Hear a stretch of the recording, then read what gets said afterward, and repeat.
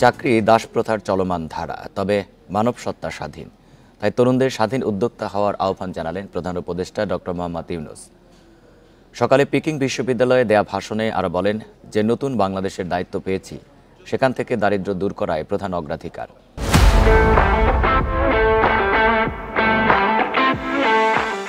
তবে সামনে এগিয়ে যাওয়ার পথে অসংখ্য বাধা রয়েছে উল্লেখ করে তা কাটিয়ে উঠতে দেশের উন্নয়নে সব নাগরিকের অংশগ্রহণও চেয়েছেন তিনি।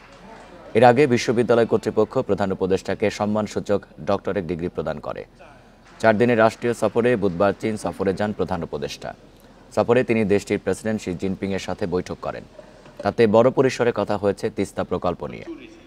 এর আগে বৃহস্পতিবার বোয়াও ফোরাম ফর এশিয়া সম্মেলনে বক্তব্য দেন প্রধান উপদেষ্টা অধ্যাপক মোহাম্মদ ইউনূস। চীন সফর শেষে আজ তার দেশে ফেরার কথা রয়েছে। I keep on promoting the idea that all human beings are born as entrepreneurs. প্রত্যেক মানুষের উদ্যোক্তা হওয়া উচিত। যদি বাংলাদেশের গ্রামের গরিব নারীরা $20 দিয়ে উদ্যোক্তা হতে পারে, অন্যরা কেন পারবে না?